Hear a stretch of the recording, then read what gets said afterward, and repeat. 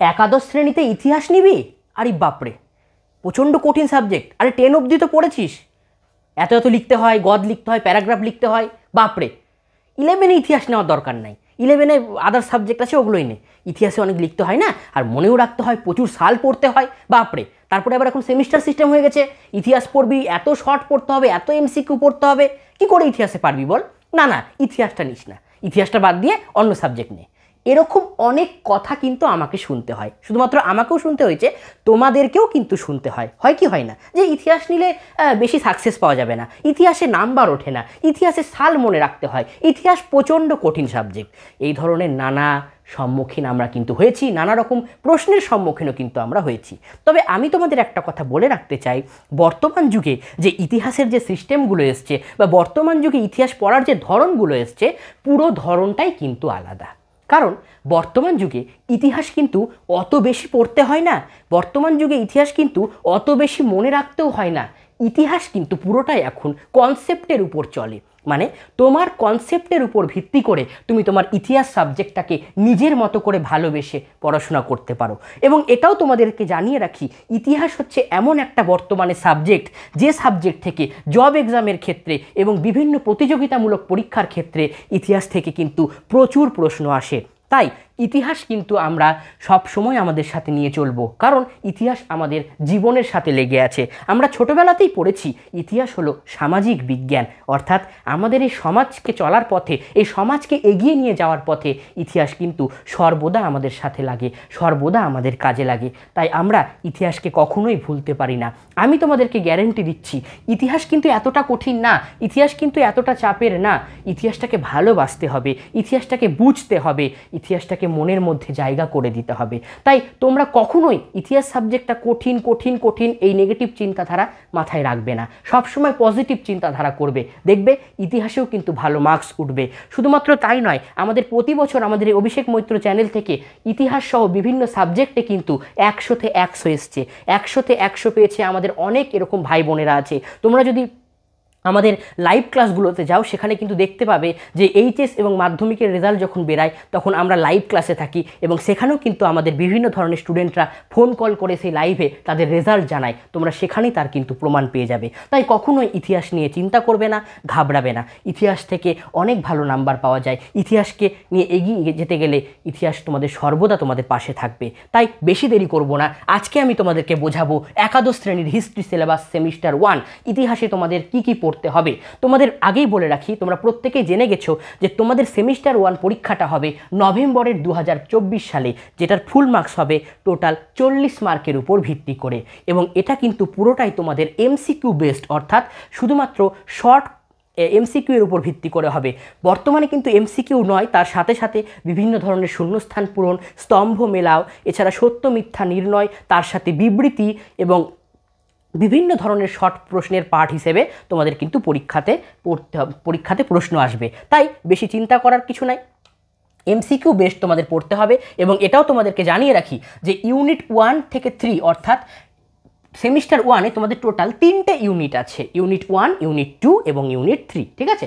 Unit 1-এর নাম হচ্ছে ইতিহাস চেতনা, ইউনিট 2-এর নাম হচ্ছে 3টি মহাদেশ জুড়ে সাম্রাজ্য বিস্তার, এবং ইউনিট 3-র নাম হচ্ছে তুলনামূলক অধ্যয়ন। এবং তোমাদের এটাও জানিয়ে রাখি, তোমাদের একাদশ এবং দ্বাদশ শ্রেণীর ক্ষেত্রে যে ইতিহাসটা তোমাদেরকে পড়তে হবে, মনে রাখবে তার 70 থেকে 80% পড়া তোমরা 5 থেকে 10 অবধি তুমি যে হিস্ট্রিটা পড়ে এসছো ওর মধ্য থেকেই কিন্তু তোমাদের থাকবে। হ্যাঁ, 5 থেকে 10 অবধি তোমরা যে পরিমাণ হিস্ট্রি পড়েছো সেই হিস্ট্রিগুলোকে তোমাকে একটু ডিটেলসে জানতে হবে একাদশ এবং দ্বাদশ শ্রেণীর ক্ষেত্রে, অর্থাৎ সেমিস্টার 1 থেকে সেমিস্টার 4 অবধি তোমরা যেটা পড়াশোনা করবে তোমরা একটু ডিটেলসে হিস্ট্রিটা জানবে, এর থেকে বেশি কিছু নয়। এত বেশি ইতিহাসে লিখতে হয় না, এত বেশি সালও মনে রাখতে হয় না, ইতিহাসকে বুঝতে হয়। কনসেপ্ট ওয়াইজ মনে রাখলে তোমার আর কখনো ইতিহাস নিয়ে ভয় লাগবে না। তাই আমি সর্বদা তোমাদের সাথে থাকবো, পাশে ছিলাম, এখনও আছি। ইতিহাস নিয়ে কোনো সমস্যা হলে আমি সর্বদা তোমাদের, আমার ভাই বোনেদেরকে সবসময় হেল্প করার জন্য আমি প্রস্তুত হয়ে আছি।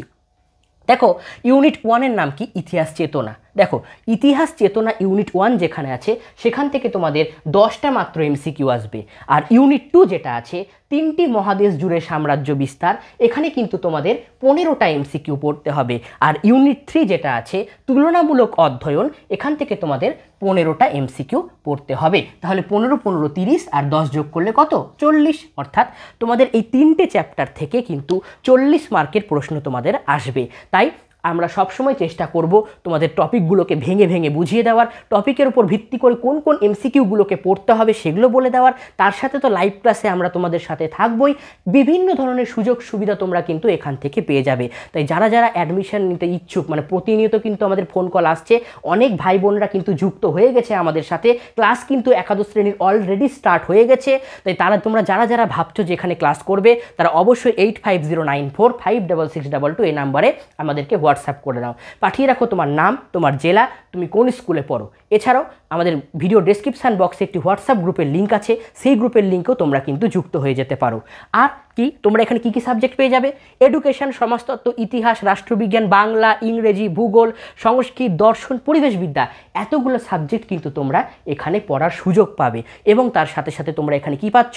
এখানে তোমরা এক্সট্রা যেটা পাচ্ছ সেটা হচ্ছে গুগল মিটে ডাউট ক্লিয়ারিং ক্লাসের সুযোগ, 5 বছরের এমসিকিউ এসিকিউ সলভ, তার সাথে বিভিন্ন ধরনের প্রজেক্ট ওয়ার্ক সলভ, এবং তার সাথে বিভিন্ন ধরনের ক্লাসের সুবিধা। তাই দেরি নয়, তাড়াতাড়ি আমাদেরকে হোয়াটসঅ্যাপ করো, যুক্ত হয়ে যাও আমাদের এই এডুকেশন সেন্টারের পরিবারের সাথে।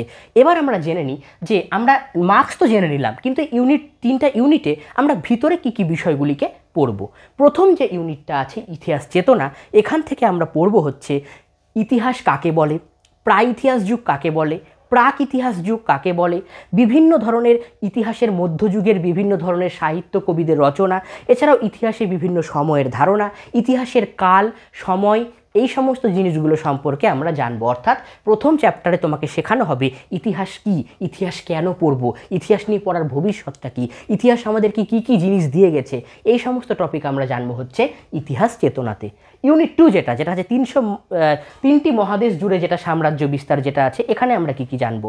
এখানে আমরা জানবো হচ্ছে বিভিন্ন ধরনের সাম্রাজ্য সম্পর্কে, রোমান সাম্রাজ্য, রোমান সাম্রাজ্যে দাসদের প্রভাব, গুরুত্ব, বাণিজ্য অর্থনীতিতে দাসদের গুরুত্ব, অর্থনৈতিক প্রভাব এবং এর আলোচনা সম্পর্কে আমরা জেনে যাব।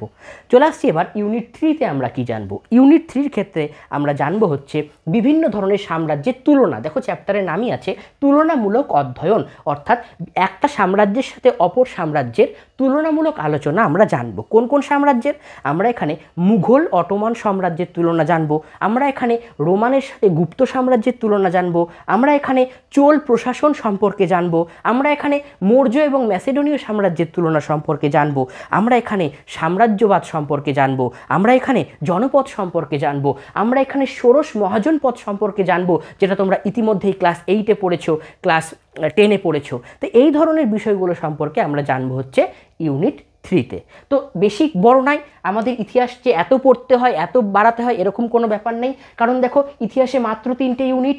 প্রথম সেমিস্টার 1-এ একটা ইউনিটের নাম ইতিহাস চেতনা, সেকেন্ড ইউনিটের নাম 3টে মহাদেশ জুড়ে সাম্রাজ্য বিস্তার, আর 3 নম্বর ইউনিটের নাম হচ্ছে তুলনামূলক অধ্যয়ন। এখান থেকে আমরা কিন্তু খুব ভালো করে ক্লাস করব, খুব ভালো করে আমরা বিষয়গুলিকে জানব, এবং আমাদের লক্ষ্য হবে সেমিস্টারে আমরা যেন ভালো মার্কস তুলতে পারি। শুধুমাত্র 12-এই ভালো রেজাল্ট করলে হবে না, ক্লাস 11-এও আমাকে ভালো করে পড়াশোনা করতে হবে।